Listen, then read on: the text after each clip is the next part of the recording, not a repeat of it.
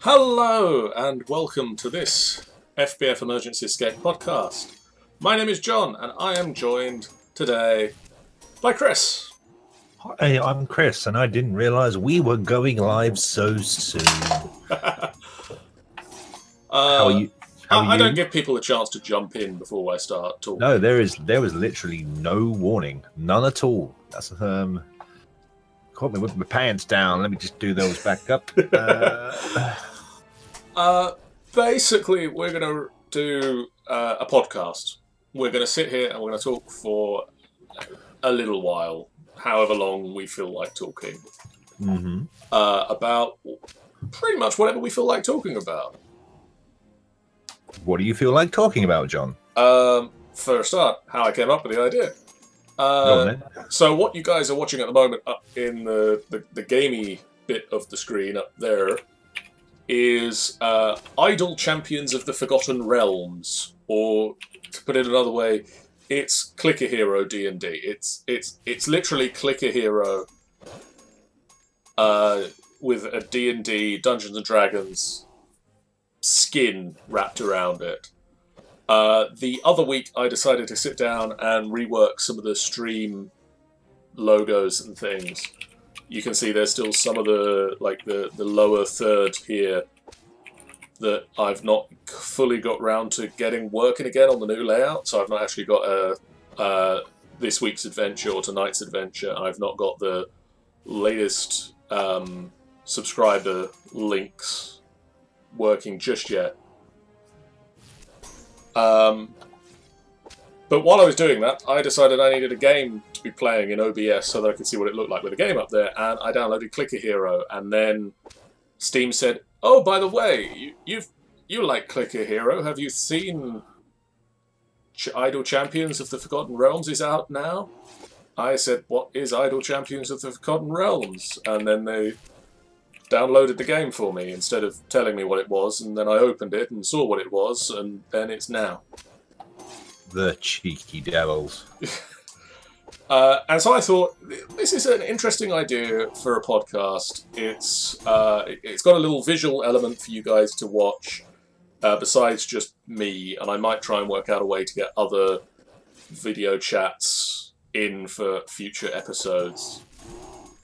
I mean, if we were going to go live in like half an hour later, we could have probably worked this out. Had you given me fair warning? We could have done that, but I mean, my original plan had been to just say, "Hey, do you want to do this like Saturday or Sunday?" and just like have zero warning. So I would also like to point out that YouTube thinks you're streaming Destiny 2. I should tell YouTube I'm not. That's annoying. Apparently, YouTube will auto-determine the name. It does say a little bit about Destiny if it does assume that this particular game is Destiny 2. Yeah, 1 second. I need to switch over to the right. I'll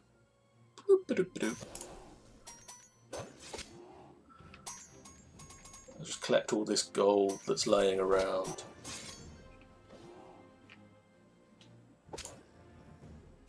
Oh, hey, my channel is streaming. Hey, check that out. That's nice of my channel to do. Live streaming.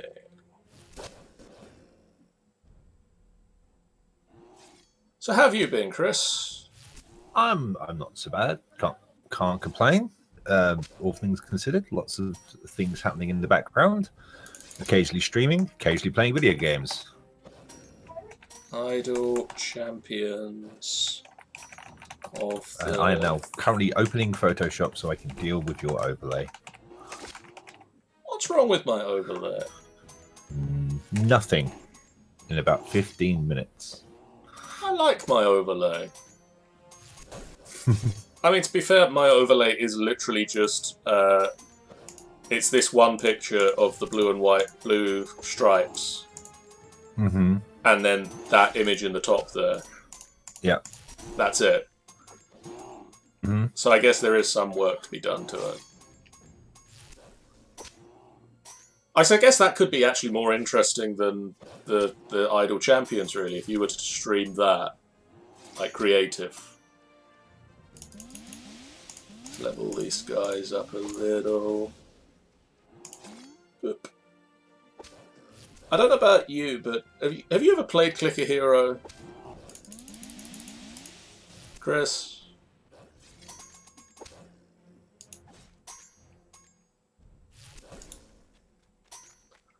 Have you ever played Clicker Hero, Chris? Are you still with me, Chris? Did you know you can turn on auto progress and we'll hurry on to the next area? As soon as we're done with the quest, just click this button and toggle it.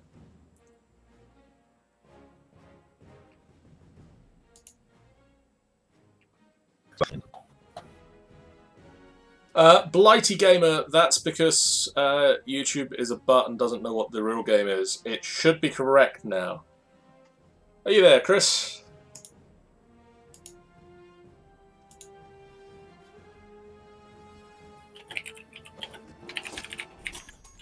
Are you there now, Chris? Can you hear me? I can hear you. Good. What we experienced there was what I would like to call a complete and total, utter, catastrophic failure of all internet in my house. I dislike when that occurs in my house, so I can assume that it's a very bad thing when it occurs in your house. Mm-hmm. So yes, the Blighty Gamer, that is because YouTube is a butt and forgot to tell me that it had an old description in it. Oh. See, if only you'd spent 10 minutes sorting out your stream. Idol Champions of the Forgotten. Why did they have to pick such a long name? There you go, Blighty. Perhaps I'm the butt. Chris, am I the butt? You are. You are definitely of the posterior inflection. Oh. Sorry, bud. So yeah, Chris, have you ever played what are gems? Clicker Hero or Clicker Hero type games previously? I have played Clicker Hero far too much for me to admit. I do remember writing a piece on Final Boss Fight about the pull of idle games. I have also enjoyed many different variations of the idle genre. Yeah, I'm a fan. I don't know how one can be a fan of doing nothing, but apparently I am a fan of doing nothing. You're a fan of nothing. I'm a fan of doing nothing and getting arbitrary rewards for it. My biggest problem with it is that I get into this point where I've got a bit of money, and then I've always got to level everybody by 10 levels. I can't level them individual levels once you get in a certain way into the game, which is about as far into the game as I've gotten at the moment. Right. Everybody has to go up 10 levels or not at all. Like as soon as I've got a new person, I can level them up to level 10, and then they have to stick in 10 level increments. Is that your own? That's my own OCD. Right. Okay. That's pretty much it. Have you looked into the difference between level 10 and 11, the amount of DPS that you put out? Because you might find it makes the game easier. I might. And also bear in mind that I'm assuming there's some kind of ascension mechanic in this game. There probably is. I'm not that far into it. I'm only on level 17 at the moment. Well, seeing as I can be classed as an expert between us I am the expert in clicker games. Then I'm assuming if there is like an ascension or restarting mechanic, then your money is just going to go away at some point. So you might as well spend it. Oh, I spend it. Yeah. I do level the characters up. I don't save it, but I am like. It's now annoying me slightly that I've managed to get somebody to level 28, and I can't get them any higher level. Yeah. And so I now can't do anything until I won't spend any more money on anything else until she's level 30. Right. It's my own bug. Okay. That can go away. And you're quite happy to stare at a screen whilst this happens. Apparently now my heroes are fighting cursed cows. Lovely. We were just fighting giant frogs. I don't know if this is a step up or a step down, really. More to the left. There is no secret cow level. Yes, it's not a secret cow level at all. It's quite here and plain and straightforward. Mm-hmm. I've got to collect 25 milk buckets before it will let me leave the cow level. And are the drops random? Pretty much. Are they the things that are slowly creeping towards you? Blighty Gamer, I'm so sorry. I'm so sorry that you now need this game, but it is definitely a game that is needed by a lot of people. Hashtag not sorry. Hashtag I wish I was getting paid for this. Sponsorship, please. Pay us. Oh no, you killed my dwarf. You sank my battleship. No. Hello. Yes, I know you're the Blighty Gamer, Michael. Is that because you said I was a butt? Is that why you're telling us that you're the Blighty Gamer?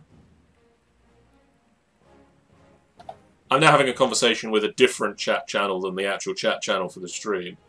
Mm-hmm. So pro. So pro. This is why I don't use Restream. So many chat channels to manage. Oh no, I've only got one chat channel for Restream. It's that I'm now also talking to Michael because he mentioned in the Discord that he's the guy on YouTube that called me a butt. That's fair. And now he's responded in YouTube that perhaps that's the reason he decided to tell me. No, you killed my dwarf again! He sank my battleship again. These cows are kicking your butt, man. This is the second level of cursed cows. Apparently there's a lot of cursed cows here right now. But on the plus side, what's her name? Nayella, the human paladin, is now level 30, so yay. Hooray. Can I make... Oh, 17, damn it.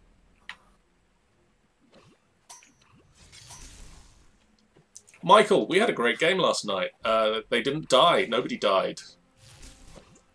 Why is Michael, like, in... Why is he not in the Discord talking? I don't know. Feel free to jump in the Discord and join in this chat, Michael. You know, I mean, you're in the Discord already, so you should be able to join us fairly easily. If you're around and able to. And if you're not, you're watching at work and then probably bad. Oh, the farmer is wearing a cursed medallion. Dang. That would explain the cursed cows that I'm now backstabbing. Put him out of his misery. Yep. Awesome. I thought you said that this game wasn't going to be the focus. The idea is that this game is a game that can just run in the background and we can talk about other things, but now these cursed cows are kicking my backside and I need to... Curse them. Oh, wait. Kill them. Hopefully I need to kill this cursed farmer before he kills the last two members of my party. Come on, guys. Oh. I'm just going to run back to an earlier level with cursed cows and let them farm for a bit.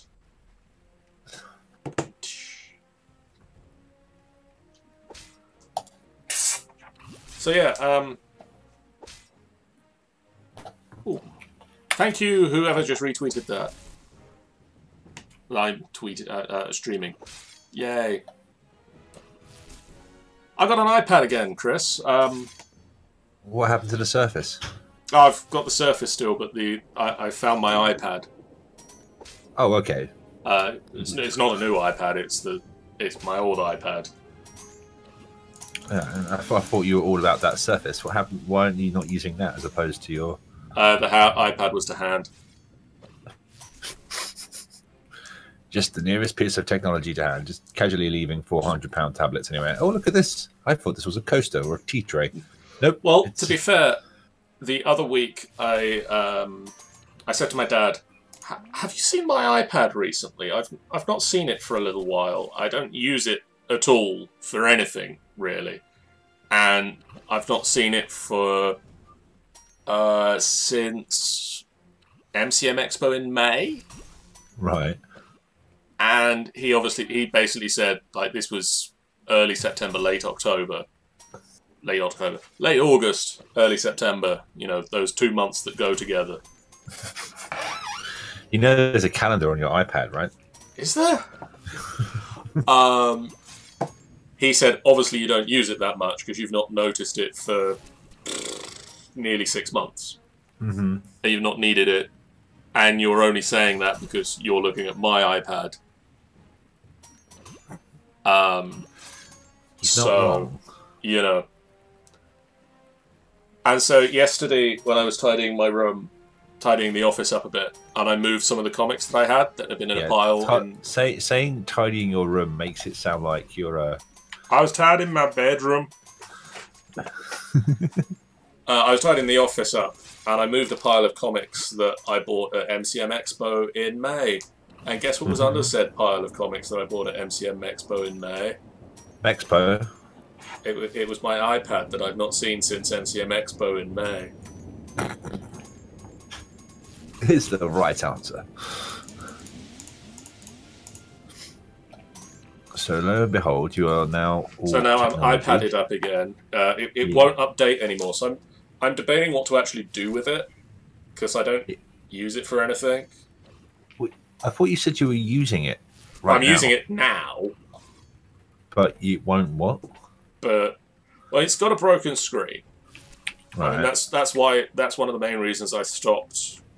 Doesn't every iPad ever have a broken screen? Apparently. Apparently that's the thing that iPads come with now. Mm-hmm. It's one of the hidden features. They don't make a big deal out of it. But they all come with a subtly broken screen. Each with their own different style. This one is the broken edge here, and slight indent here, and giant crack weaving across the screen. Oh, okay, so it's the nibble with the full Grand Canyon. Yeah, you know. The correct styles. But I figure at the very least it's going to work for pulling up random things to discuss. Yeah. I mean, I've got an iPhone 6S, and I've been quite fortunate with screen breakages on my iDevices that I've never broken a screen until very recently when I did. But boy, did I, I made up for many years of not breaking a screen. I dropped it, it hit concrete, it didn't even bounce. It just hit the ground and stayed there like some kind of magic gravity. And I looked down at my phone facing glass side down, and I was like, if that ain't broken... That ain't a good way of a phone to look. No. I picked it up, and obviously I had put... I obliterated the screen. Yeah. So off I go to my local cell phone repair outlet, who charged me far too much for a lackluster screen, because that's how they make their money. That's what they do. The digitizer is... Yeah, the force feedback barely works. The force touch barely works. But out of they're like, but you get a free tempered glass cover to go on top. Yay! Tempered glass. This tempered glass has got more cracks, scratches, and nibbles on it than I have ever had on any device ever. So my phone pretty much looks like the same as it did when I dropped it, except now it's got a fixed screen and a broken tempered glass screen protector. So I think I got fleeced on the freebie as well. Damn. So yeah. Well, luckily upgrade is just around the corner, and of course new technologies have been announced. They have. In a similar vein, I managed to get through pretty much the entire time that I was in the Apple ecosystem for a while, wherein I had all Apple products, because you kind of go into that bubble of Apple ecosystems. Yes. And I managed to get through it without breaking any of them. Like, I never had a broken screen. And then I put it down at home, and I went out for a little while. And I got back, and my mum had dropped it on the floor. And it hit corner down onto the hard surface of our kitchen floor. Right. And it hadn't survived. It was shattered. It's always worse when someone else does it for you. I remember the first ever iDevice I ever got, and I was really chuffed, was an iPod Touch. And I was like, yeah, you check me out with my iPod Touch. It's amazing. It's beautiful. And my girlfriend at the time thought she'd be really helpful and do some of my laundry. And she washed my brand new iPod Touch. Awkward. So luckily the screen didn't break, but everything else did. It didn't work that well. I was just like, look at my new £250 paperweight. But yeah, since I bought an iPhone, I've never bought an iPod since. Well, I don't think you need an iPod after you've bought the iPhone, really, do you? You've got the iPod on the iPhone. What do you think of the new Apple products? Well, I am one of those people that has a lot of Apple products. I have a MacBook. Well, I have several actually. I'm looking at 3. I've got the MacBook Pro. Why can't I hold all these MacBooks? Yes, but mainly because 2 of them don't work. Because I don't want to hold all of them. Yes, so I had this black MacBook 13-inch, one of the really old ones, and the charging circuit on that went. So I bought a MacBook Air second hand to replace that, and then the new operating system killed it. I'm not really selling myself here on this one, so I upgraded to a MacBook Pro. Not one with the touch bar on it, because I don't see the appeal nor the need to outlay the amount of money they're asking for that functionality, which kind of brings me on to the iPhone 8 and the iPhone X. Everyone's like, I'm gonna get an iPhone 8 Plus. That's right. What I'm gonna get. That's the phone I picked. So that's the middle tier, isn't it? You've got the iPhone 8, iPhone 8 Plus, and then the X, because apparently the number 9 doesn't exist anymore. Yeah. See, because I've got the Apple products and I've got the iWatch, it just makes natural sense for me to carry on doing this, and because everything syncs up for me. Everything syncs up. The calendars instantly sync up. Everything behaves itself. My watch rings when my phone rings, and my laptop. You stay in one ecosystem, and it all just works nicely. It all just works. And my missus is exactly the same. She's a Samsung girl. All the televisions in the house are Samsung. Her tablet's Samsung. Her watch is Samsung. Her, and same applies. She's just watch is Samsung, phone is Samsung, everything, and it all works. And she just enjoys the benefits of upgradable and swappable storage, where I have to just curse because I bought the 16GB version of the phone, and I can only take 2 photos in 60 frames a second.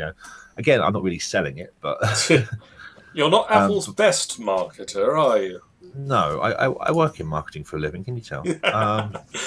Not for Apple.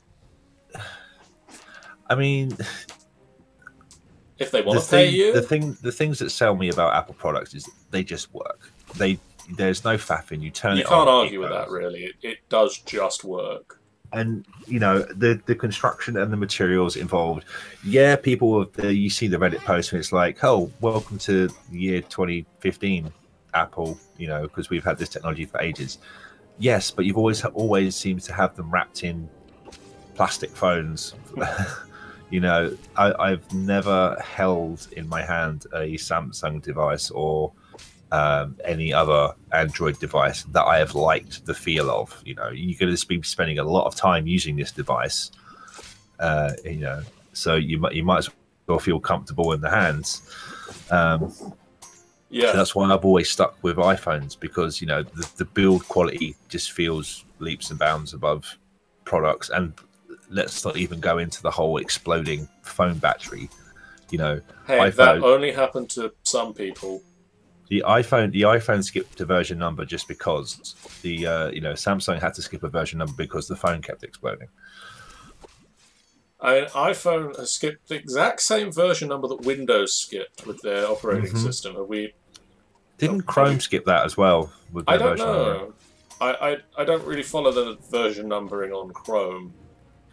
But to answer your original question before I went off on one of my special old-timey rants, is there's not enough new technology, and I feel like the way that they what they demonstrated. I watched the keynote, and like here's a $1,000 phone, and look, you can do animated poo face emojis with it. And it's like that is pretty much the gist of what I took away, because everything else was just pretty much hot air. I mean, have they been watching Jeff stream? Is that what the problem is? I don't know. Jeff, for anybody who questions, Jeff of FBF streams with the face cam using FaceRig. Oh, okay. Which is basically the technology that they are using to animate people's faces to the poo emoji. Or other emojis are available. Yeah. I mean, I get it.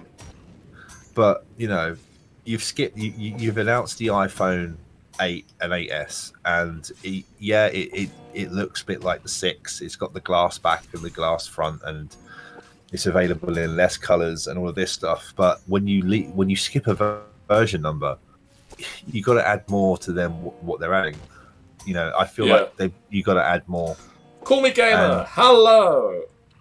It just didn't feel like, you know, they took another thing away. They took away the home button, and they do keep taking things away from their phone. There's one thing you can always, you know that if your phone breaks, or if your phone locks up, you can hard reset it by pressing a physical button on the device, and they just keep taking away physical buttons on the device. Yep. And you know, it just doesn't. It was, and it's a $1,000 phone. My MacBook which also Pro, apparently translates to a £1,000 phone. Yeah, my £1,000 MacBook Pro. You know, I've got a fully fledged, pretty good spec laptop for the price of this phone. And I know that a lot of people are going to get them on these ridiculous contracts where it's like £60-70 a month and all of this stuff. And the other thing as well in the UK is that we have really bad data capping phone contracts. So we do. And if you want to enjoy like this crystal clear screen technology with this like 4K definition, you want to stream a 4K video on a UK based data plan. Good luck. Yeah, forget about it. Just forget about it. You know. So the main thing is there was just not enough tech in there. It was just, forget about this like machine learning and neural networks and all that. There's not $1,000 worth of phone in it for me. It would have to make my tea when I get home for it. Blighty Gamer would like to point out that they have had their iPhone for the last 5 years and dropped it 1,000 times and has never broken it, even dropping it face down onto tile. Yeah. And Call Me Gamer has said, my phone went through hell and back, dropped it many times and glitched out and still stands. Mm-hmm. And my missus has dropped her Samsung twice and the screen has popped both times. I dropped mine far more times than that and never had a problem with it. So, but full edge-to-edge glass, knowing that the corners on my iPhone are pretty beaten up. So if I buy something with full edge-to-edge, like a full edge-to-edge screen, I'm gonna break that. And I do not. You got £1,000 for the phone. They're gonna be £200-300 for the screen. They're gonna be expensive to fix for the first couple of months. And also, this is the iPhone 8 is a natural evolution of the iPhone 6 and the iPhone 7. Yeah. the iPhone X is new territory for them. And you know that the first run of any kind of new tech, there's going to be something. There's going to be bugs. Yeah. And we can't wait to find out what they are. It's probably going to be poo face emojis going horribly wrong. Maybe they'll become sentient. Or horribly right. True. You know, and then when they say something like this has got machine learning and neural networks in it, everyone's going to be carrying Skynet around in their pocket. Yeah. Apparently that's going to be that. And also this for this whole like Face ID thing, right? Waking your phone up by looking at it, unlocking it. Yeah. Have you seen me in the morning? I mean, not recently. It would take me at least 4 hours to get into my phone. I'm intrigued to see how that's going to work. Like the first time somebody shaves off their beard. Because obviously the idea is it updates it every day, so that gradually growing in a beard is not going to surprise it. Yeah. But gradually shaving off your beard? You don't do that in phases, do you? You don't really phase that in. Well done! Congratulations, Call Me Gamer. Finally reached 100 subs last Wednesday, doing a Call of Duty mix montage for the 100 special. Got to make a montage. I don't even know how many subs I've got on YouTube. We're hoping to get... Oh, congratulations to me. Yay! I passed 200 subscribers and I don't know how that happened. I'm guessing it's because of my Builder's Workshop video, which is now past 3,000 views. That's amazing. That shows how often to do with it. Shows how often I look at my YouTube channel. I'm a Twitch streamer. Hi, Ben. Join us in Discord, Ben. Discord. Come to Discord. Chat on it. I mean, he is in Discord, but join us in chat. Hi, Ben. I mean, you might not be hearing it, so I'm going to type it out. So, what have you been playing recently, John, apart from clicking? Apart from, I was going to say, if you're going to say apart from Destiny 2, then this is going to be a really short conversation. Oh, okay. Because it's basically Destiny 2.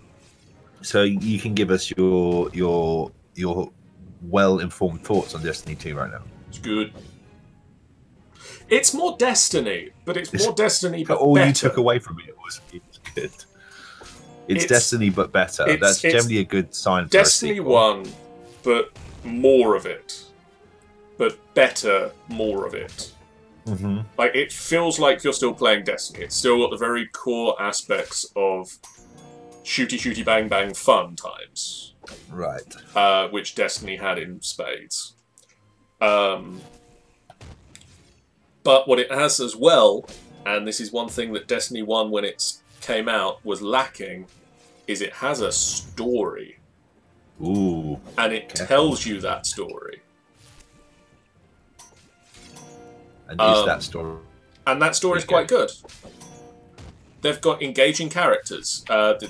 They've got Cade and Akora and Zavala. Who are engaging people, and you've got the speaker for the Traveller, who has some amazing one-liners because he's voiced by Bill Nye, and they apparently don't have a lot of money to pay Bill Nye, so they get him in to do awesome one-liners. Oh, all right, awesome. So yeah, and you know, it's a really good game, and if you enjoyed Destiny gameplay, go back and play Destiny 2. If you started playing Destiny and then left it before the DLC, go back and play Destiny 2, because Destiny 2 has taken what they learned doing the DLC for Destiny 1 and built up on it. And the other big thing is that this is Destiny 2 built from the ground up to be a next-gen game. Destiny 1 came out and it was on the Xbox One and PlayStation 4, but it was also on the Xbox 360 and PlayStation 3. And so it was tied down to what they could do at the time with those consoles. So areas were smaller and less populated, and graphical effects were less. Shiny things were less. They've got storyline, they've got awesome graphical effects, they've got massive zones. The final boss fight, which Jeff and I did last week and streamed it, and we're going to be getting the videos up in the coming weeks. I think they're going out on Friday evenings.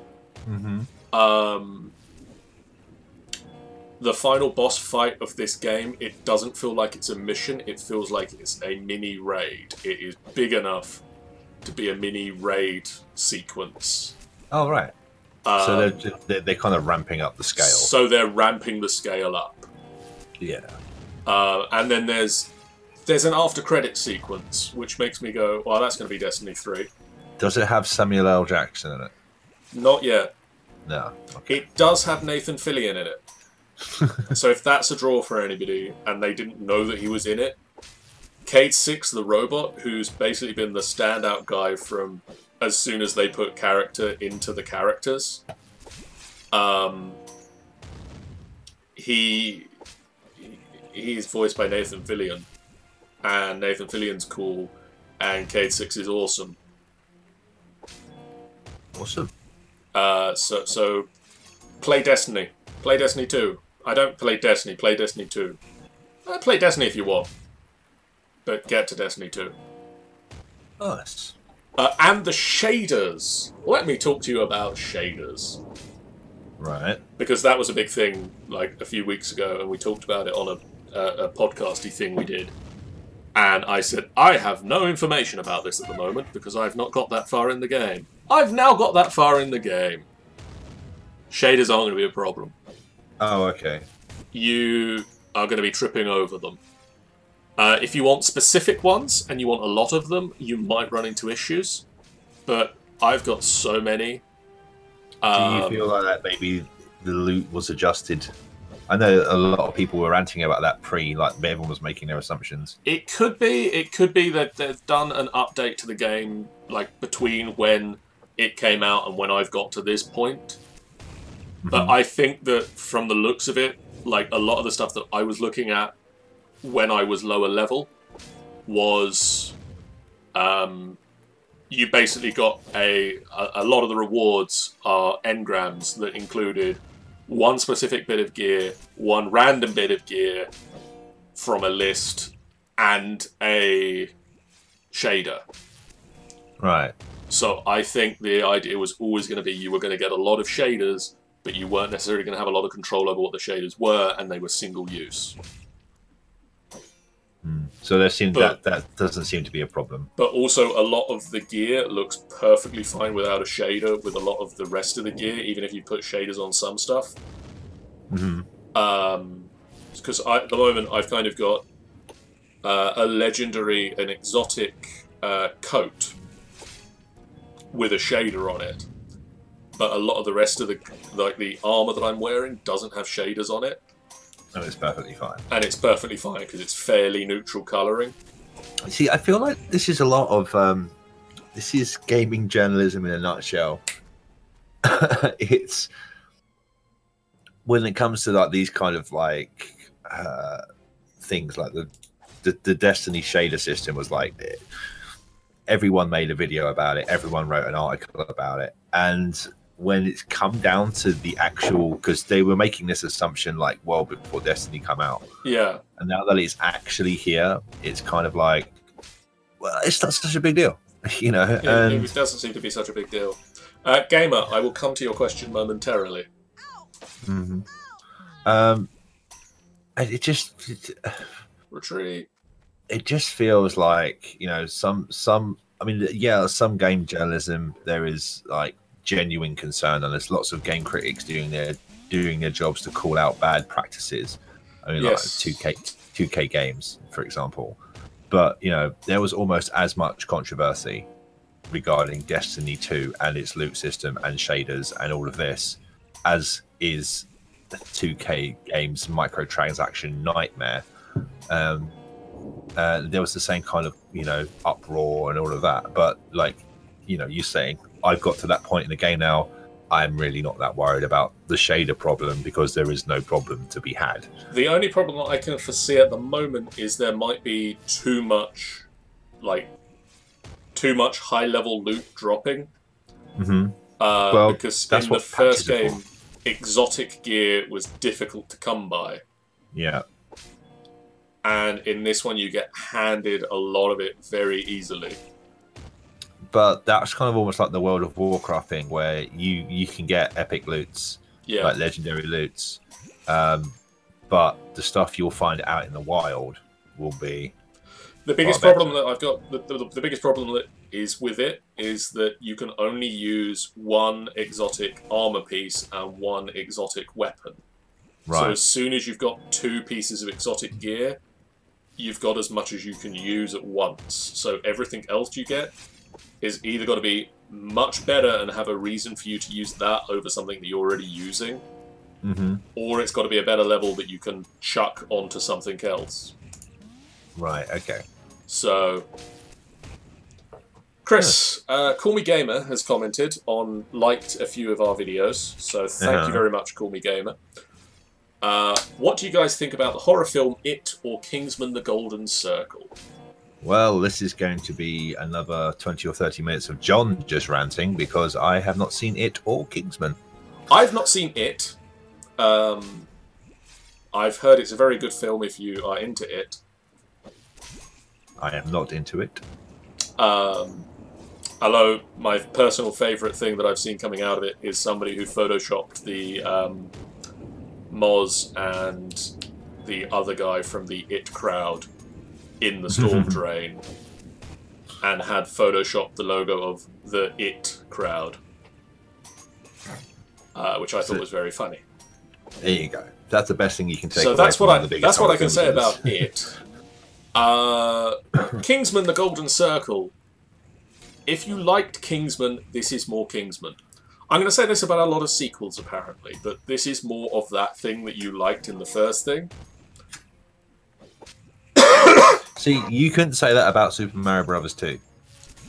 No. You couldn't, because it's not more of the same. But basically, Kingsman, for anybody who didn't see Kingsman 1 for whatever reason, is a film based on a comic book series by Mark Miller about a group of top secret agents who are top secret spies and independent from any one country. Their cover is that they are tailors in London. And into this world of very posh secret agents lands Eggsy, who is very much not that. He is, as some people might call, a chav. You're just bringing back phrases from the 1990s. But he has something special, and his dad was in the Kingsman, and this particular member of the Kingsman who was saved by Eggsy's father really backs him and helps him and trains him to become a part of the Kingsman, and he does, and he saves the world, and yay! And now this is the second time round, and he's back for more world saving. And yeah, I'm gonna do this without spoiling the film, hopefully, fingers crossed, but I make no guarantees. It's a really good film. The first film, in my opinion, is better. But it's a really good film, it's a really good sequel, and a lot of the reason why I think the first film is better than it is because this is a sequel. If this was a standalone film, this was its own thing, I think it would still be a really good film. But it wouldn't have the same impact. I don't think the villains... Yes. I don't think the villain's plan is as clear in this film as the first film's villain plot. Which is a slight issue. And the there isn't a set piece or sequence in this film that has the same impact as the church sequence in Kingsman 1. Mostly because that is an incredibly impactful scene and is an amazing piece of cinematography. I used artsy film words. I zoned out. But one of the big things, one of the amazing things that they do, and I will praise them on this as much as people will listen to me, which is apparently not a lot, because Chris zones out, they take a... There is a joke at the end of Kingsman 1 that could very much just be a one-shot joke. It could be a one-liner joke at the end of Kingsman 1, and anybody who sees Kingsman 2 is going to know what joke I'm referencing. But at the end of Kingsman 1, they make a joke, and then they go back to that joke. And then in Kingsman 2, they just keep going with that joke, and it's a major character point now, rather than a silly one-off gag. And I think that's amazing. Well,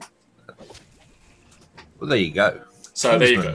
Kingsman, go see it. Golden Circle in cinemas now? In cinemas very much now. It's a cool film. And they do a lot of... I have to...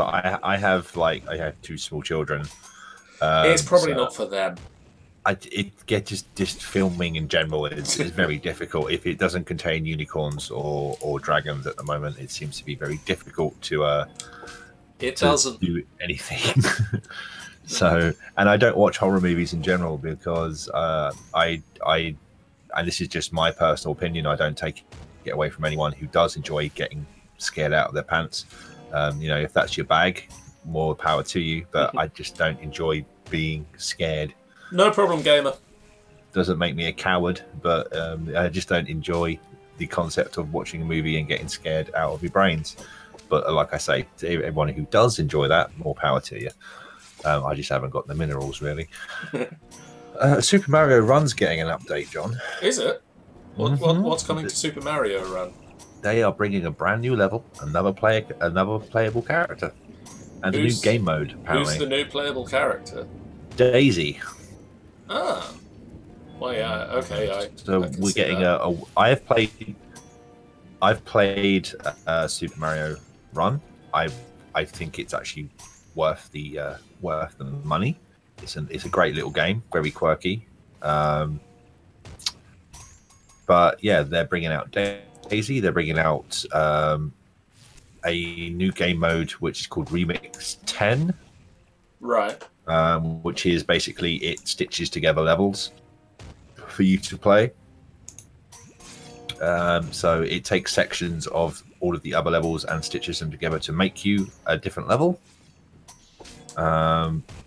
Players will be presented with a different collection of levels each time they play the play mode, and you'll need to collect enough rainbow medals in order to unlock Daisy. So, yeah. So it's going to be like daily quests. So I got that completely wrong. I don't know where I got the original information from, so I apologize. And they're announcing a price drop, so it'll be $5 as opposed to 10. Yeah, it's a pretty good game. I enjoyed it. I like playing the Toad Rally. I like playing against other players on it. It's very well polished. It's very well presented. It plays really nicely on the iPhone.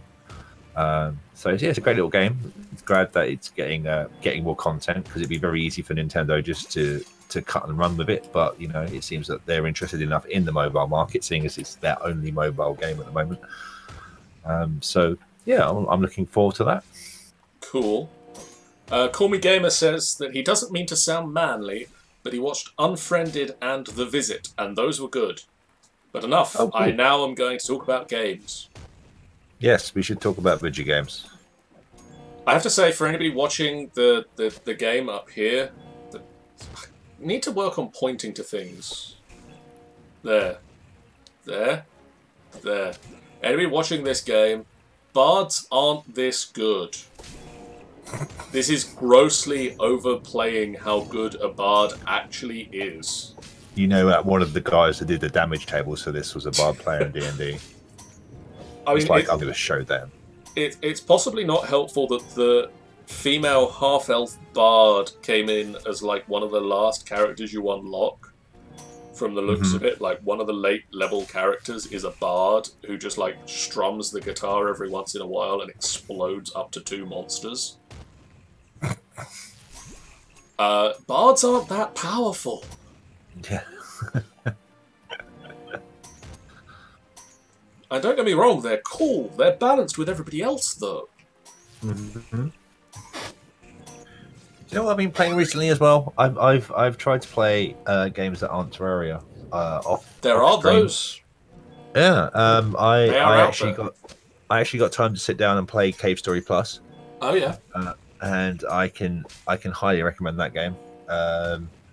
Great little game. Great little story. I love the style. The pixel style was great. The Cave Story Plus features remix graphics, which is lovely, and remix music. But the story in it tugs at your heartstrings. It's not too long. It's got challenge modes and all of that, which I'm sinking some time into. So I'm really enjoying that game at the moment. What else have I been playing recently? Seeing as I'm the only one that's been trying to play different kind of games, like John, Destiny 2. Library. What's wrong with Destiny 2? No, nothing's wrong with Destiny 2. I'm also incredibly late to the party. I picked up Overwatch recently on PC. I've heard very good things about that game. Yes, it's a very good game. I am enjoying it, and I've also got back into Heroes of the Storm, trying to get my MOBA on. So, apparently so. Yeah, it's been quite fun, and also PUBG. I'm not sure how much time I'm going to invest into PUBG. It's a weird one. It's an interesting game. Yeah. Given their recent debacle with Epic Games, I'm just going to call it a fracas. I think is a good way of explaining it. A fracas, yeah. What's your take on that? I know that we cover that in a separate show, but I've not seen it. What is this fracas? Okay, so what's happened is Epic Games, who make the Unreal Engine, yes, and have released a game called Fortnite, which is something. Yes, and they've done a PUBG-esque mode, have they not? They've literally put in what they have called I think they call it a battle royale mode, right? Cue a whole load of crying foul from blue something, whoever make the game. See, this is how much I play it.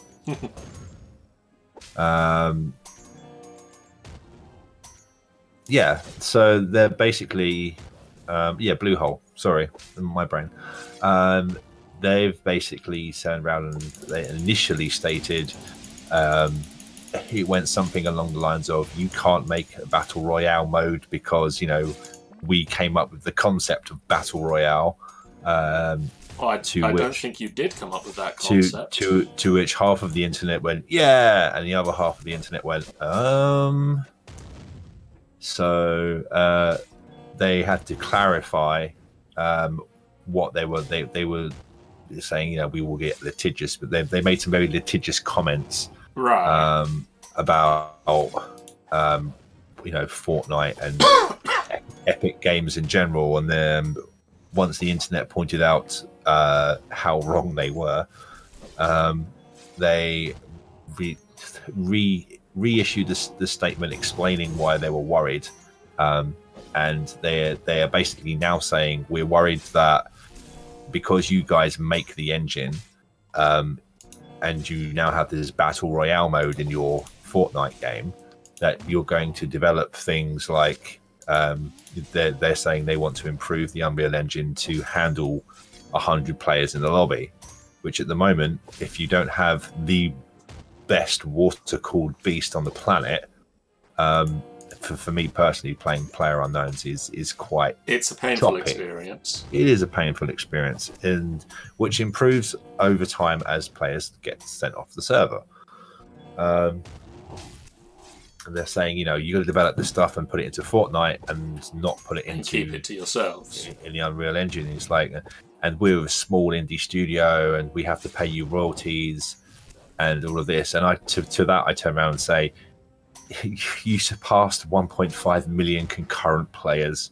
Yeah, you are sitting on. I think the scientific term is a metric fuck ton of cash right now, and your game is still in early access. Yep. You know, so all of these things, when you add them all together, is saying that you can't steal our idea. We come up with it. When PlayerUnknown's Battlegrounds is a copy of a copy of a copy of a mod. You know, yeah, for all intents and purposes. It's a difficult one to say because obviously PlayerUnknown Battlegrounds by no means came up with the idea of battle royale style things. Yeah. Just that, you know, there's a little film called Battle Royale. Yeah, which pretty much this is the thing. And if you guys watch a YouTuber called Sid Alpha, I think he does a very good job of explaining it. And I'm sure the Jim Sterlings and the Total Biscuits of this world have also weighed on it. But even beyond the movie called Battle Royale, which the entire plot line, and I'll sum it up in a sentence or less, is a load of school kids get put on an island with collars around their necks, and they have been told that the person that survives will be able to leave. Pretty much, they get one random weapon, which is as handy as a tracker or as useless as a pan. Yeah. Although apparently, don't underestimate the pan in PUBG. Yeah. And also, then we fast forward to the novel The Hunger Games. You may have heard of it. Which borrows heavily from Battle Royale. Then we fast forward to a Minecraft Hypixel or similar server game called The Hunger Games, which is all of the players are in the center. They run up to a chest, grab a load of weapons, run away, and then this thing called the Frost comes in, which is a slowly decreasing circle of death. Where have I heard that before? Which gets smaller and smaller and smaller, restricting the play area to a point where everyone has to fight in a small area. Now, where I heard that before? It sounds vaguely familiar, but I can't place it. Mm-hmm.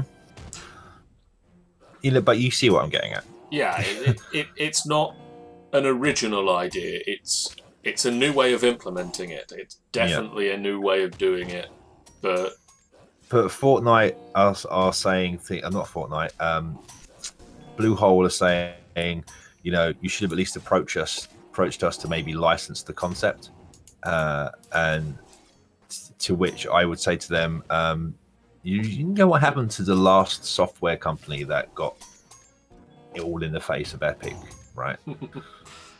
Didn't go well. No, it didn't. They were forced to destroy every single game that had Unreal's code in it, because, admittedly, they did steal the engine by the end of it. Didn't pay for their licenses at all, and they were forced to recall all on-shelf products and even the unreleased games. And they cost them $4.2 billion. You know, don't get in their faces. I probably wouldn't, because you're only going to aggravate the situation more. But that's just my take on it. Don't poke the bear. No. When they surpassed, looking at the Steam news that's right in front of me, in August, PUBG surpassed 500,000 concurrent players. We're now at the end of September, and they've surpassed 1.5 million concurrent users. They got a lot of people playing that game. Considering that this game costs what? $29.99? Yeah. Yeah. That's a lot of money. That is a lot of money. And it's a lot of money to lose as well by making spurious claims, which seem to keep changing all the time. So, yeah. Okay, so moving on. Yeah, PUBG was a game I played. Gamer would like to know if we've played Oxenfree. I have not. I'm going to look for it now. What is Oxenfree? Tell me it's like Oregon Trail. Oxenfree. It's $14.99. It's a supernatural thriller. Of course, I'm not going to be playing it.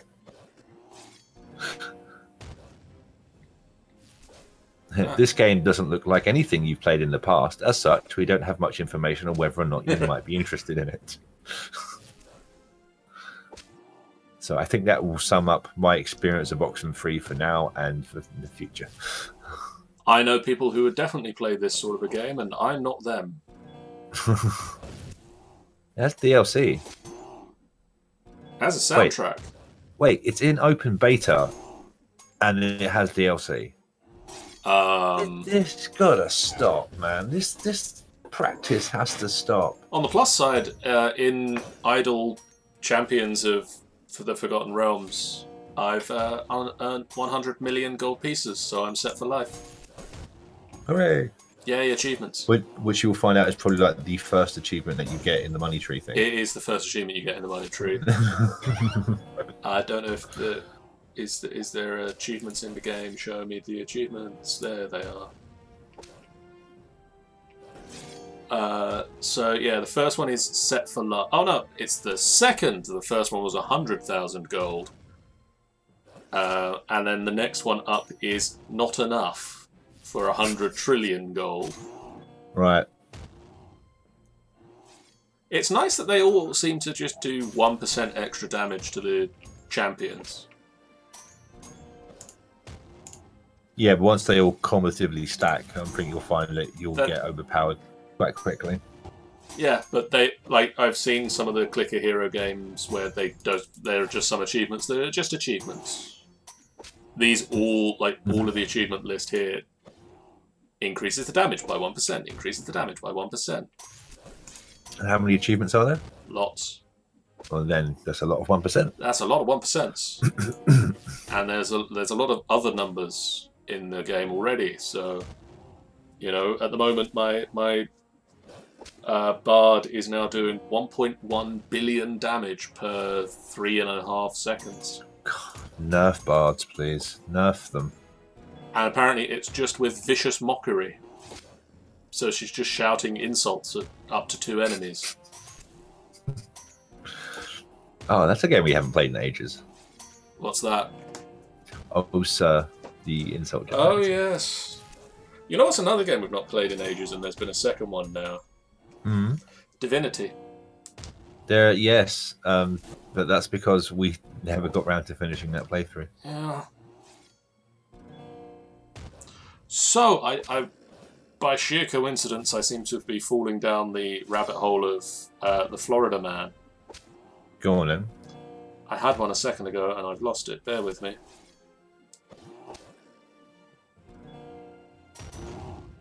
I had a Florida Man. There's a whole subreddit devoted to it. I was on said subreddit. Florida Man. Florida Man.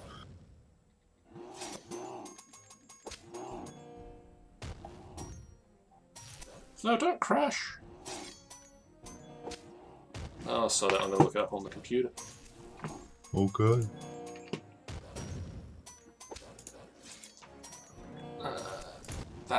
Nope, I'm keeping that one. That one can go away. Florida Man! Let's see how Florida Man's doing these days.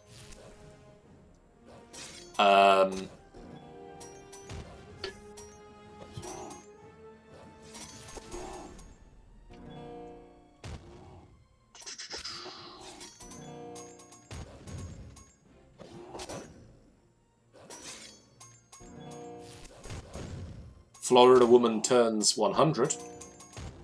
Hooray! Considering what we normally read about Florida people, that's an achievement. Florida woman turns 100. Desires 100 birthday cards. And has put out an internet appeal to get 100 birthday cards. Should you really ask the internet for cards when you're 100 years old? They've currently received around 20. Right. Apparently, she's an avid crafter and is looking forward to making placemats and baby quilts. Some of them out of the cards.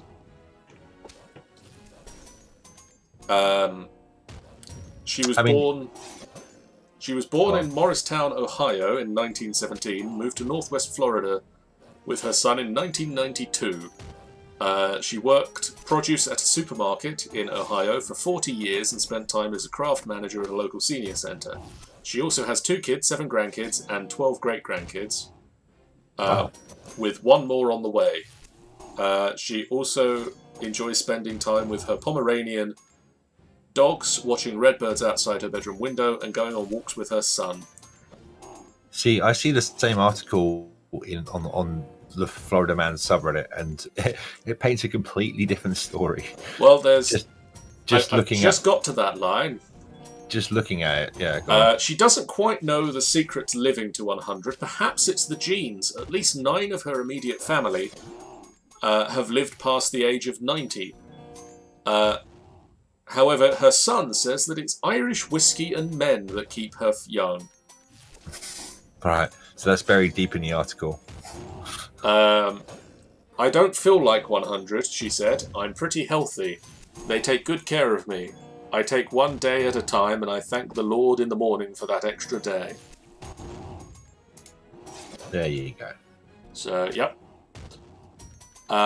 Florida man robs bank, goes to KFC with bag of money. Mm-hmm. 10 to 20, more than $10,000 from a bank. He told the teller that he needed money.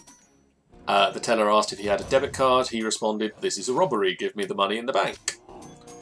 The teller gave the money that was in her drawer and asked if he wanted a bag. He said yes and thanked her.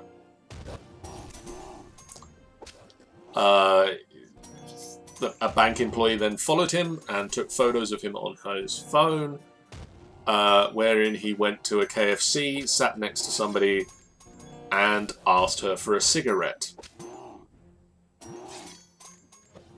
What? He asked her for a cigarette with a bag of over $10,000. He was. The police then showed up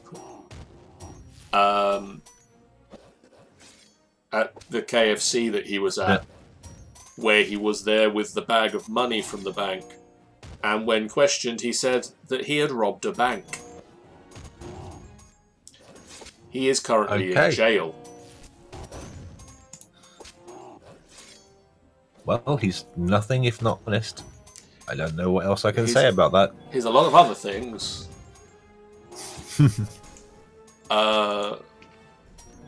Okay.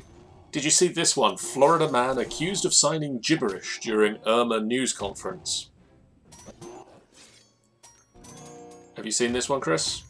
I have, but the problem is whenever I load something, my internet's a bit pokey at the moment, so you cut out whenever I'm trying to load a page. A sign language interpreter is accused of being a phony after signing the words pizza and monster during a news conference to announce the emergency evacuation order during Hurricane Irma.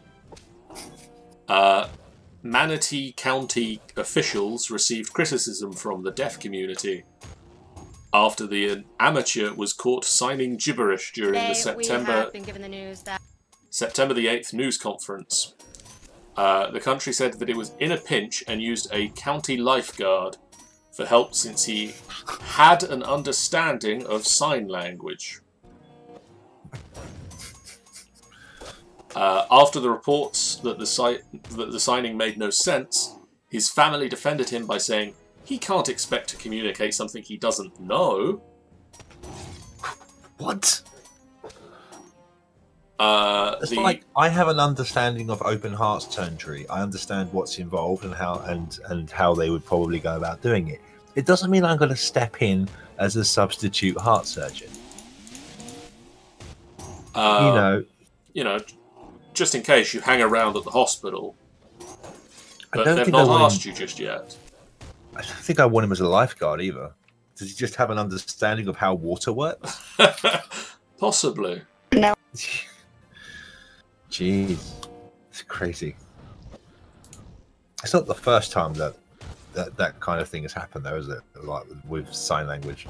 No, it seems to be a common problem with signers not signing properly. Or subtitleists. Did you see the subtitles of, was it Kanye? BBC subtitles. Kanye. Where? Yeah, Glastonbury.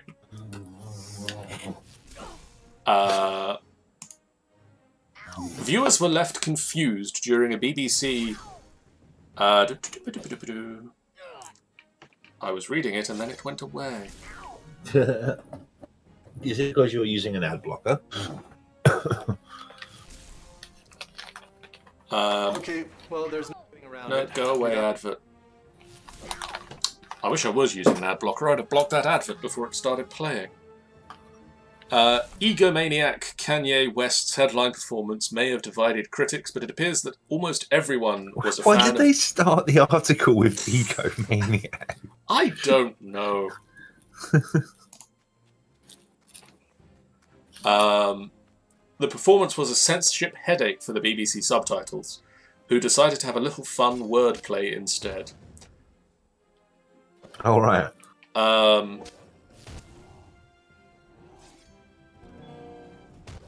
I'm guessing that they didn't have the automatic predictive. If they did, subtitle it was system going on. crazy. We ain't got nothing to lose, mother ducker, we're rolling, Awesome. was one of the lines he apparently sang. And then there was just a segment where it came up in block capitals, he raps. I mean, that's the very British way of approaching it, isn't it, really? So, yeah, that's apparently the very British way of just... He's rapping now.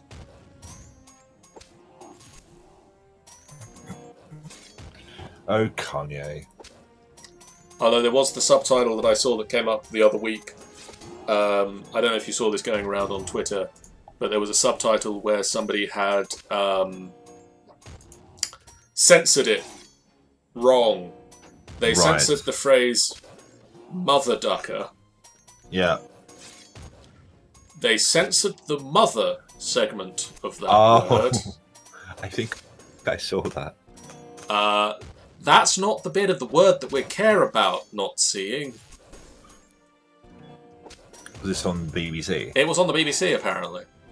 I didn't actually see it on the BBC. I've just seen it as...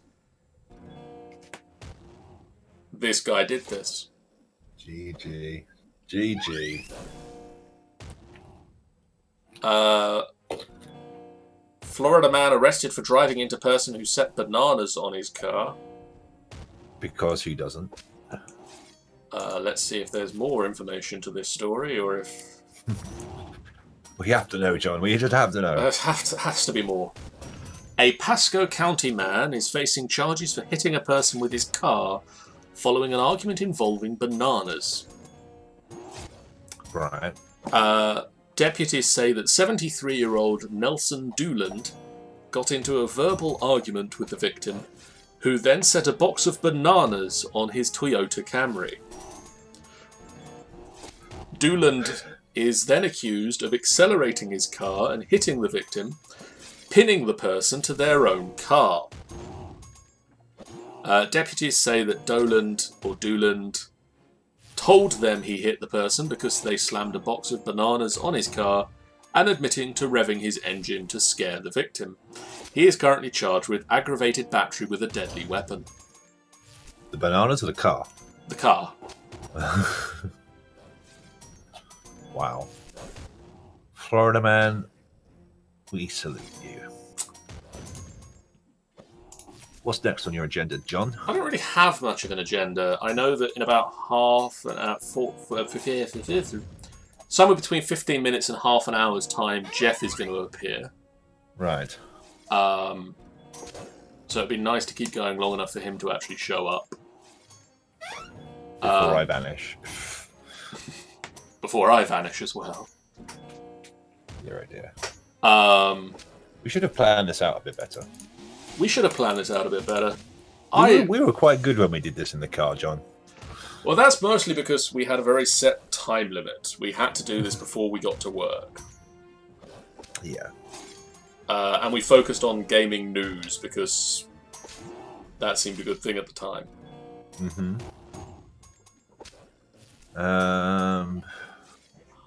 I am thinking that we should aim to do this monthly, at least. We can just round up everything. I think we should aim to do a monthly one of these. It's really quite frustrating when Ben's doing like the gaming news roundup. He's like, "Stop taking all the juicy bits for us to talk about." I mean, we could go and have a look at what he talked about and talk about that as well. I don't really know what was in the gaming news this week. He pretty much just covered pretty much what everyone else is covering. What was hot in the gaming news industry. PewDiePie and his little N-bomb. He's continuing. Oh, Adam Kerr says hello. Hello, Adam Kerr. Yeah. So PewDiePie dropping that word. The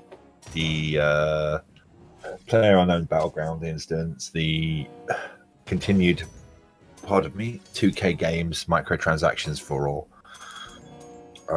Oh, Twitch. What's happened with Twitch? Twitch apparently sent out that I was playing Grand Theft Auto 5. Wow. So you were playing Destiny 2 on YouTube, and I don't know how let's talk about how you can't OBS properly. I can OBS just fine. OBS doesn't handle what game I'm playing. Okay.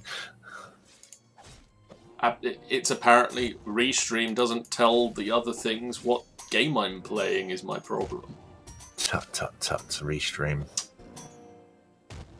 So Sonic Mania, have you played that? I've not, and I want to. Why? Okay, I'll rephrase that. I have at an expo, and I want to play more of it now that it is actually out and a thing. But I've not got round to it yet. Oh, you just not got round to it. I have played it. I caved in, and DRM be damned. I played it. It's very good.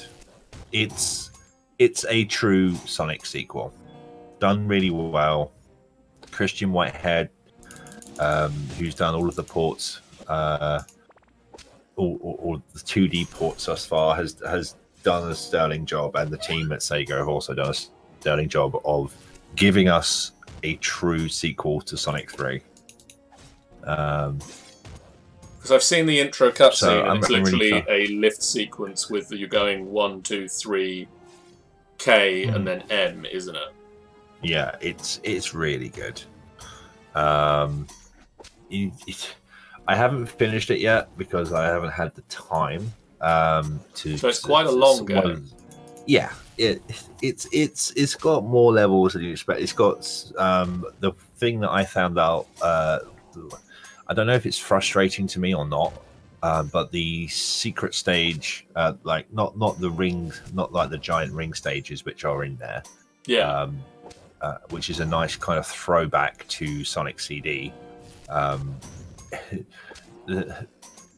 get onto that in a sec. But if you have over like I think 30 rings, when you hit a lamppost, you can do the Sonic 3 special stages with the balls, the pseudo 3D, the 3D world.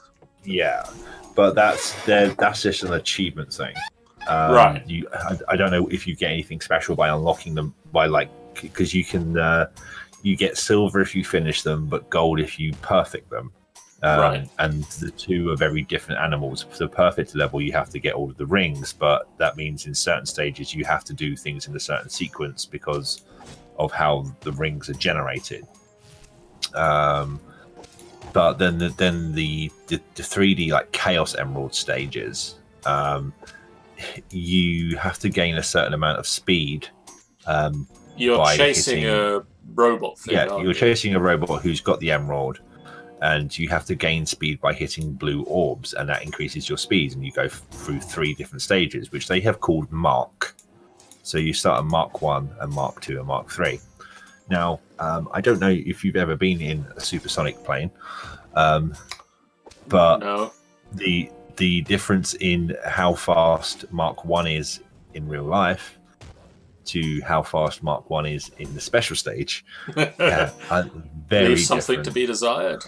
It does leave something to be. I think a lot of the kind of feel of speed is lost, but the 2D elements and the actual, you know, the new levels and the redone old levels are really good, and it's a nostalgia kick, and it's really enjoyable. So Well, that's basically what I picked up because I got a chance to sit down with it at PC Game Weekend. Mm-hmm. And they had 2 levels that were playable there. One of them was an old school level that they'd brought back, and one of them was Studiopolis. Yeah, I've played through Studiopolis. See, the thing is, this is my bugbear with Sonic games in general. I feel Right. So Act 1, Act 2. So you've got Green Hill, Chemical Plant, right? Which they did in Sonic Generations, which kind of irked me a little bit, because you had in Sonic Generations, the first stage was Green Hill, the second stage was Chemical Plant again. So they kind of did that, and then they did the new level, Studiopolis. So Green Hill and Chemical Plant you had everything there. You had the speed section, the technical sections, and you know, bits where you are going hellbent for level. You've got loads of rings, nice amount of enemies to kill. Then you hit Studiopolis, and this is my bugbear with the 2D platformers for the Sonic ones, is that the game starts slowing down. You know, the pace stops. Yeah. Then you have these brief sections where you hit like a speed booster and you go a million miles an hour, and you're playing, and you know, you're like, yeah, I got Sonic full of the speed, and you literally just hit a vertical wall or something, and you have to like do this like more technical sections. I've got up to Flying Battery, which is the section after Studiopolis, so I'd be interested to see what the other levels are. And you know, when I actually get around to finishing that game, I will report in on it for sure. Cool. But I hope there's not too. I mean, it's cool. One of the bosses is spoiler alert here. One of the bosses is you play a round of Robotnik's Mean Bean Machine. Yes, I think I've seen that boss, which is really quite fun. It kind of threw me for 6 because you like get into the boss zone, the boss music plays, and you're just like, hang on a second. I'm playing Mean Bean Machine. This looks entirely different. But so far, it's the Sonic sequel that we all deserved, I think. And the big thing of doing it was they got rid of the team of Sonic Team. Well, the main issue I think that's floating around is this janky DRM that they've got on it, but I haven't really experienced any issue with it. So yeah, it's all right. It's all right. Well, I thought from their comments on when it came out, it wasn't entirely intended. I don't know if that's accurate or not, but that was the feeling I got from their comments when it came out, and they were like, "Oh, yeah, really?" Ooh. Denuvo DRM. I don't know why they used Denuvo. There are many different ways of doing it, and that wasn't the best one. But who knows what's next? Hopefully they'll remove it. They will see an increase in sales, which will allow them to expand on the game. You know, it's Steam, DLC is a thing. So have you seen who's coming to Injustice? No. The beat 'em up. The beat 'em up game. Injustice 2 specifically, because obviously Injustice 1 came out quite a while ago, and they're probably not going to add anybody new to that one anymore. Seeing as the second one's come out. They've done Character Pack 1, which came with Red Hood, Starfire, and Sub-Zero. Oh, okay. Who you may remember from their Mortal Kombat. Yeah. Which NetherRealm also made. Character Pack 2 has been announced, and it comes with Black Manta, villain to Aquaman. Yeah. Raiden from that their Mortal Kombat again, Yep. and Hellboy, All right. who's not a DC character in any way, shape, or form. How the hell they got that license then? So yeah, I mean, Because he's 2000 AD, isn't he? he's Dark Oh my Horse. god.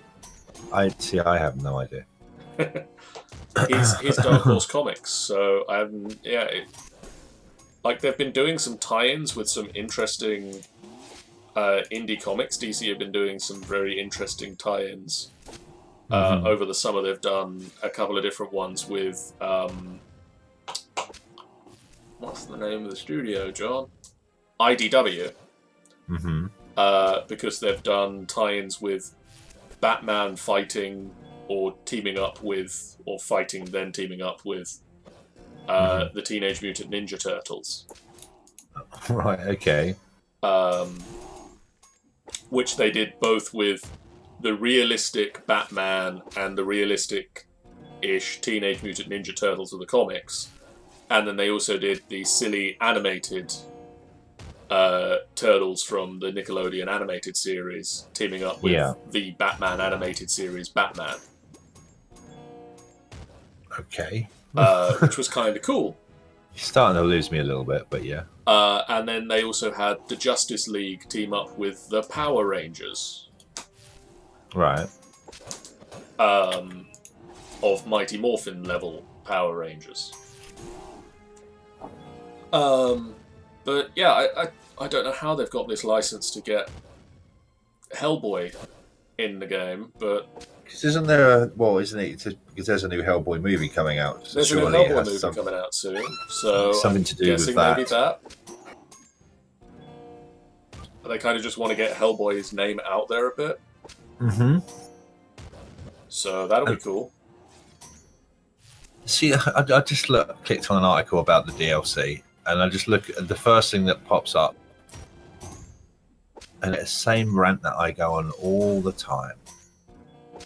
Ultimate Edition includes 9 DLC fighters, 3 premier skins, 2 exclusive gear shader packs, $99.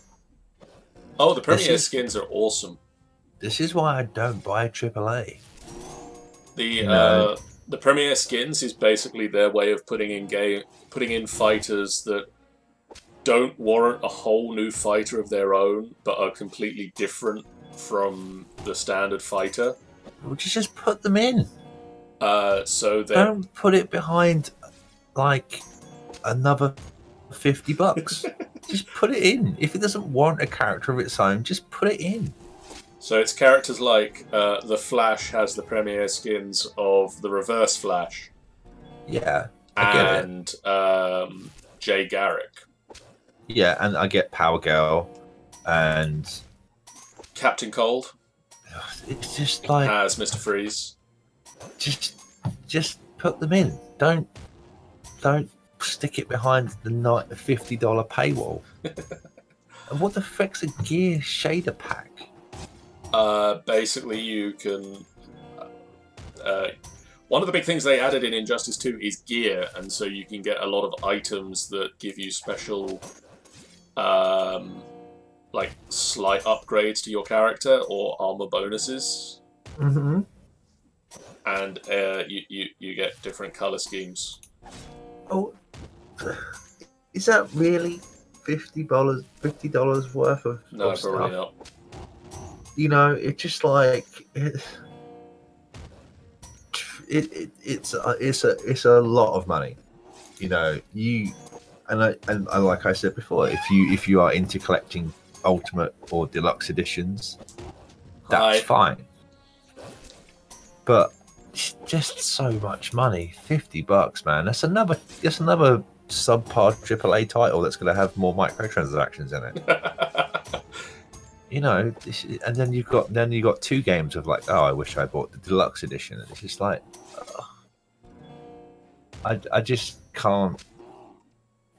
Season passes, DLC, the DLC fighters, they're already in the game. It goes back to that whole Street Fighter debacle where all of the characters were on the disc, but you had to pay to unlock them. You know? Yeah. I mean, there was this thing about there was an argument that was set about it was regarding the is it Bethesda Creator Studio, the paid for mod service. Yes. That Yes. when you actually like opened this application to view the DLC, it puts the DLC on your computer minus a file that is required to actually cause it to load in the game. Right. So you have the mod downloaded on your computer, apart from, like, I think they call it an MLM file or something like that, that will tell the game to load that mod pack. Oh, by the way, this thing's over here. Yeah. And there's an argument that's saying if a program arbitrarily installs something onto your PC, there's an argument to say that you own that. So charging me to tell my game to load the file that is already on my computer is like not right. Have you seen, by the way, I'm going to lean over this way so I'm actually on the shot. Have you seen, by the way, one of the big things that people are saying about the iPhone getting rid of or possibly dropping PIN codes to unlock your phone? At least for the United States market. If they do that, I'm never buying another iPhone. Because it's just like I say, it's removing a redundancy. If Face ID doesn't work, because the next lot of phones is going to probably exclusively use Face ID and not Touch ID. Yep. If for some reason the Face ID doesn't work, you need a method to get into your phone. Well, the iPhone X isn't going to have Touch ID because it's not got the button.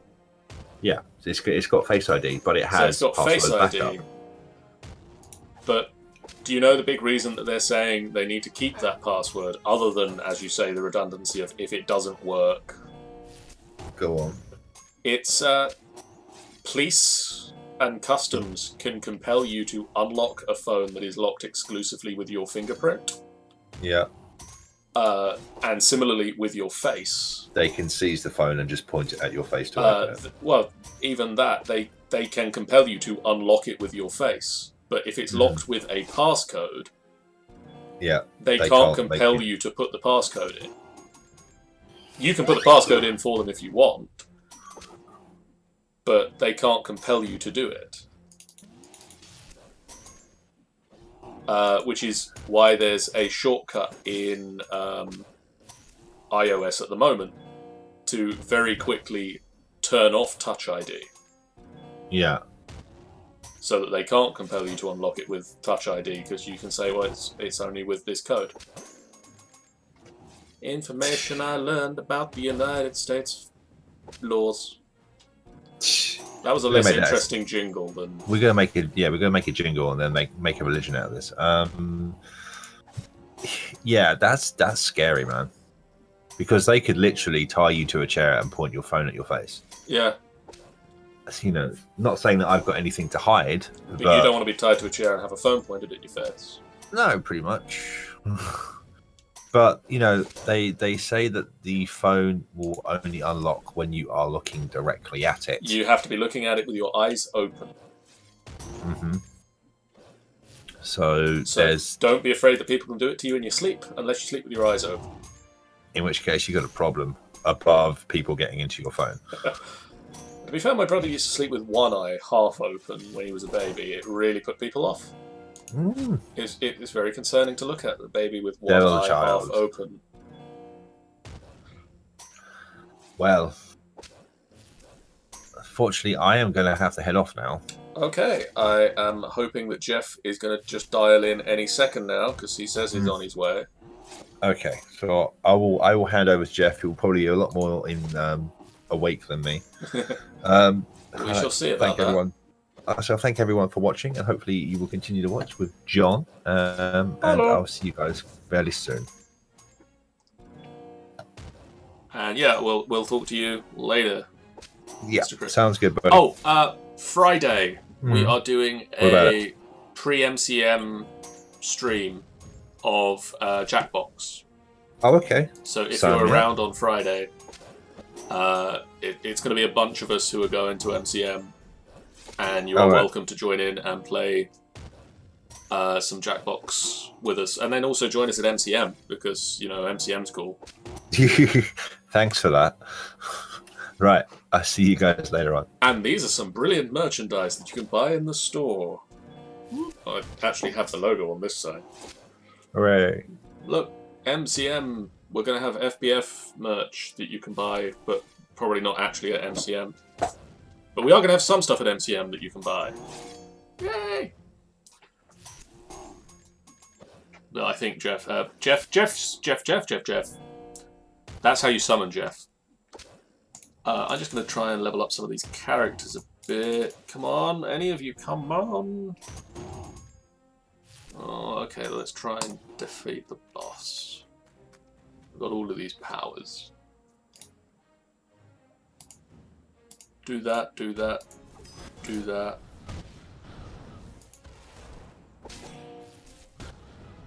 Take out the boss. That was a lot of damage on the boss. Please don't die.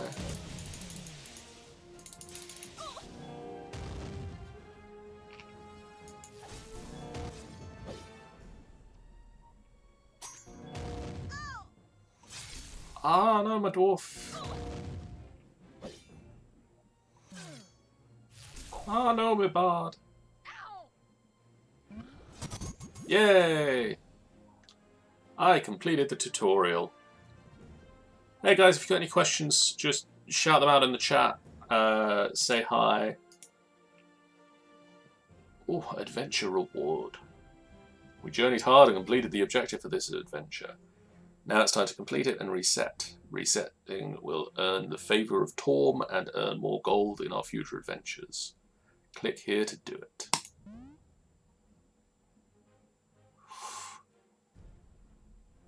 Ooh.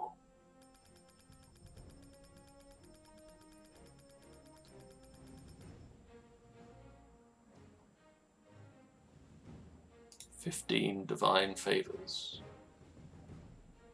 Ah, the Sword Coast, home. There's plenty to do, but first we have some unfinished business in that last adventure. Click here.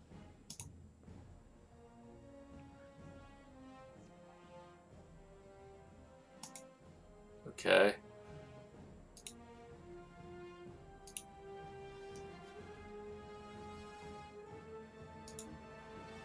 Not the Knolls.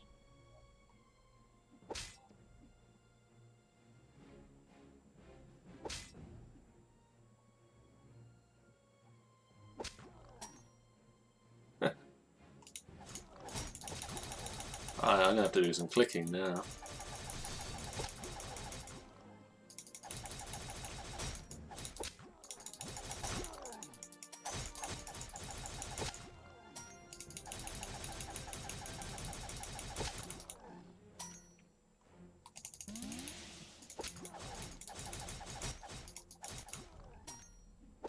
Ah, there we go. So how are you guys?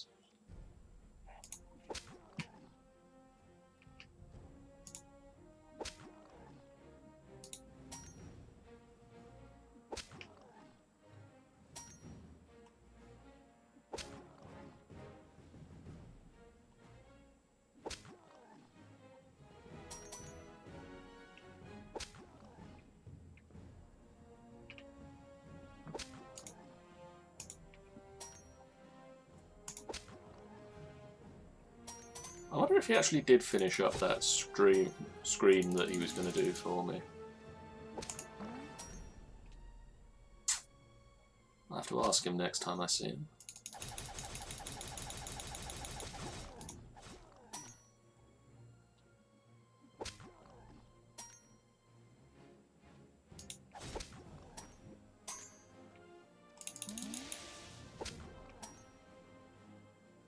Never did get Birdman either. Still on auto progress.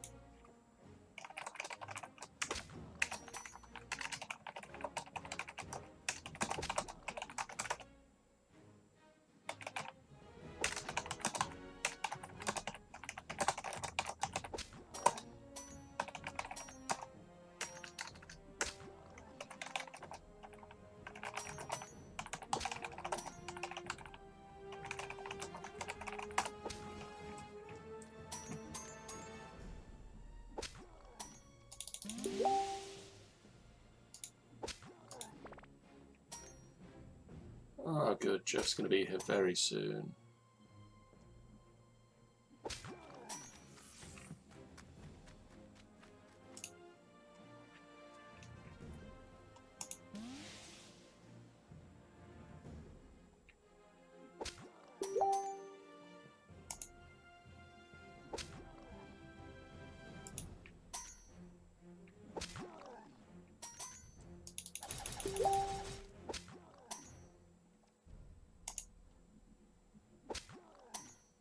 Jeff's going to be here as quickly as he can. He's just waiting for his computer to be able to do stuff.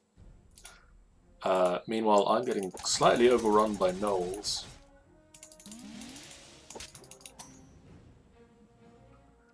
What can I do with these? I've got chest. Iron breastplate. Medium potion of giant strength. Small bounty contract. Instantly gain 30 minutes worth of gold. Nice. A devoted holy symbol. This is a great chest for Niali.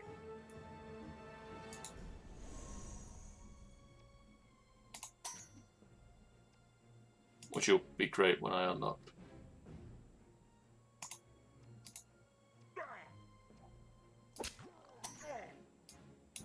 So that's an hour's worth of gold.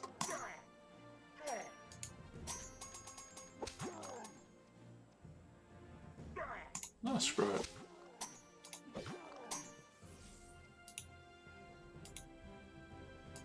Let's...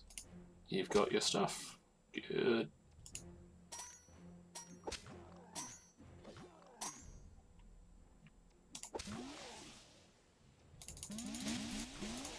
That should allow me to level them up a little.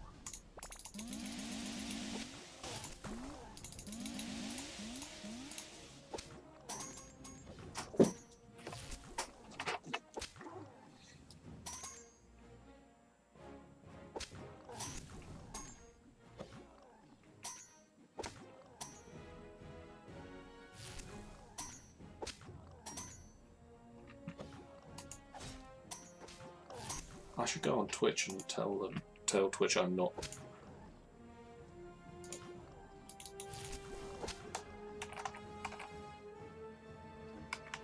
There we go.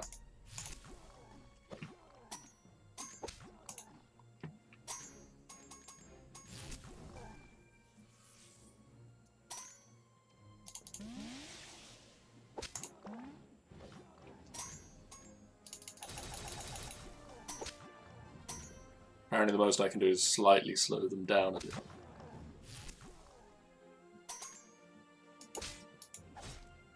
Oh dear.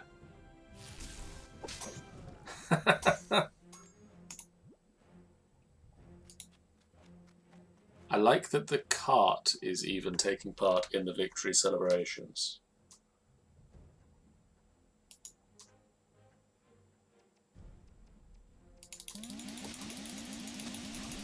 Can we get up to 50th?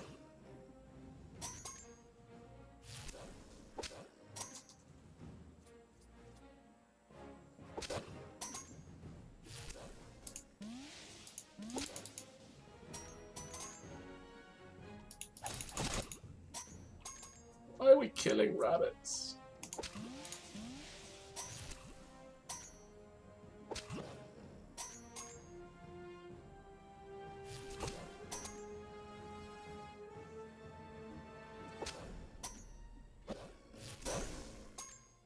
I guess it wouldn't make much sense for the wolves to have rabbit carcasses.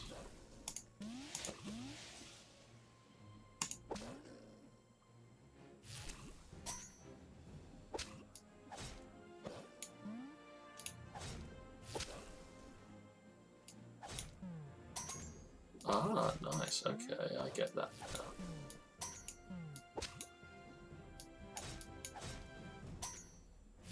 So what if I move you back here and bring you up here? So you do massive amounts of damage now. I am getting tactical and new, now doing things I should have done the first time around.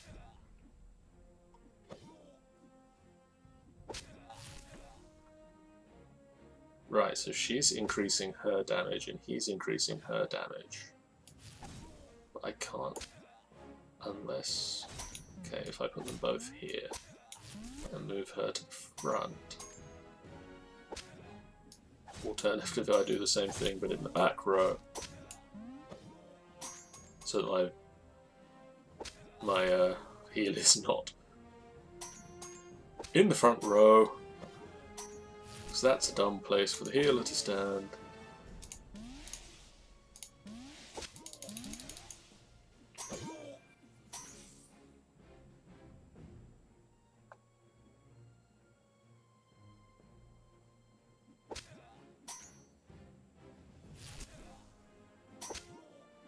Somehow they're carrying the villagers around and I find that slightly disturbing, especially as they drop as just heads. I don't get the feeling I'm saving these people.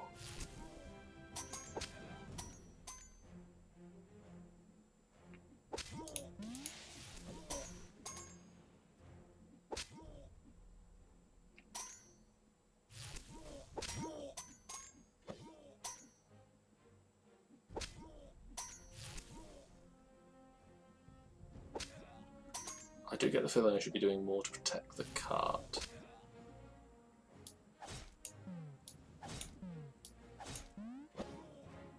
She's on 82.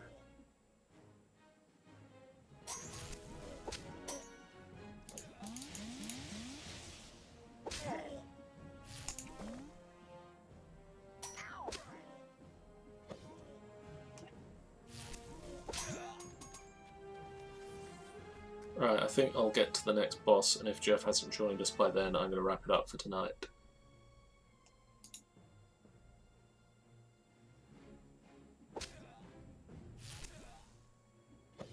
So he does more damage if he's next to as many people as possible. She heals everyone in the column in front of her. She increases damage as champions in the columns behind her. And increases the formation damage for each enemy attacking her.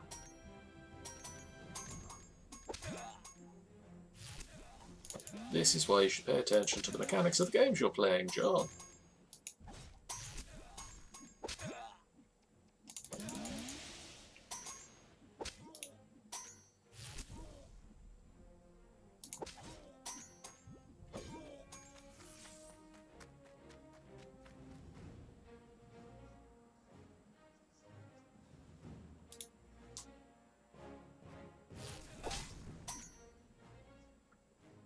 Brilliant thing is I can just leave this running.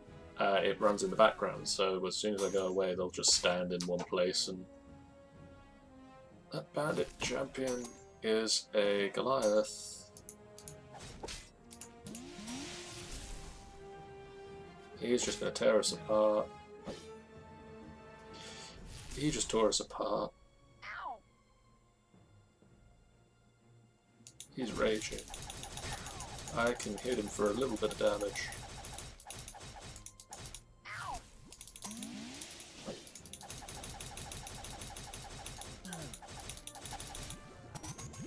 Oh. And look, the little cart is cheering too. Right, I'm going to turn off auto progress.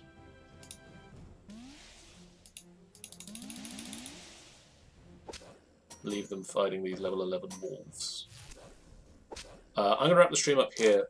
Unfortunately, Jeff's computer apparently never decided that it was going to let him do things. This is going to be a monthly thing.